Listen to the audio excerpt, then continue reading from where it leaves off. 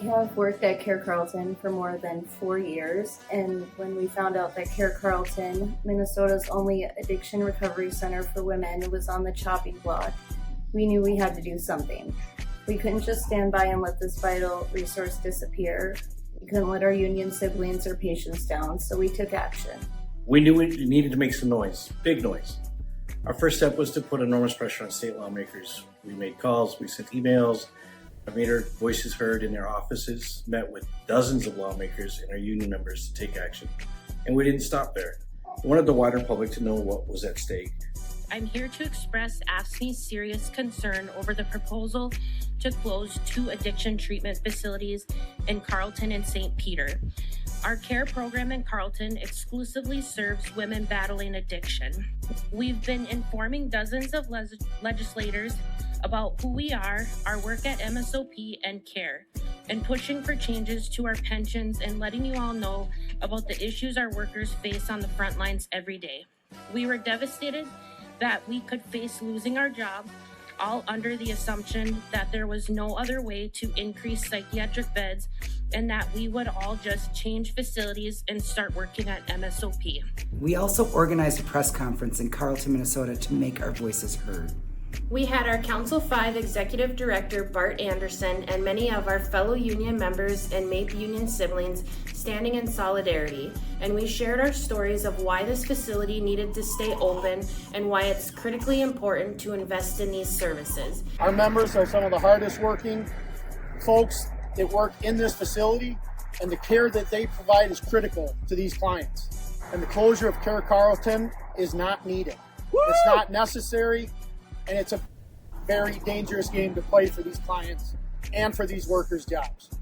While working at Care Carlton, I've been able to make connections with clients and help give guidance when asked. I've been able to witness them make it successfully through the program, turn their lives around, get their kids and family back, and remain sober.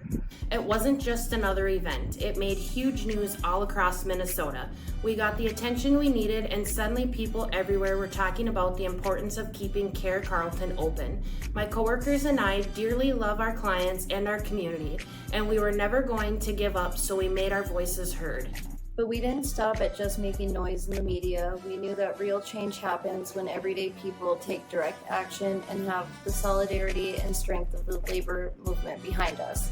So we rolled up our sleeves and got to work. We went office to office talking to lawmakers, to our neighbors, our coworkers, and anyone who would listen to us and the stories that we carried. We explained what was at risk, not just for the women who rely on Care Carlton to recover from addiction, but for our entire community who we care for.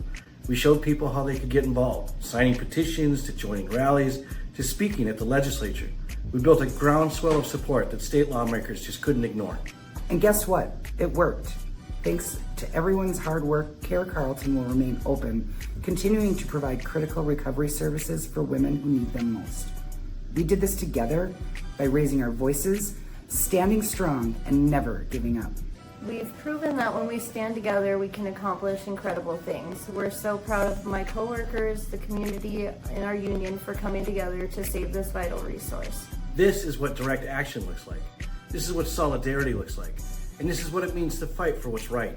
We'll always continue to fight with all of our DHS and other union siblings because an injury to one is an injury to all, and we must protect and increase funding for all of our workplaces. Our AFSCME family stopped the closure of Care Carlton, but we're not stopping here. Together, we're ready to take on whatever comes next, to protect and build the resources our communities depend on.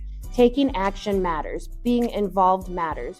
What we do matters. A threat to close a workplace anywhere is a threat to close our workplace everywhere. I am AFSCME Strong. I am AFSCME Strong. I am AFSCME Strong. We are AFSCME Strong.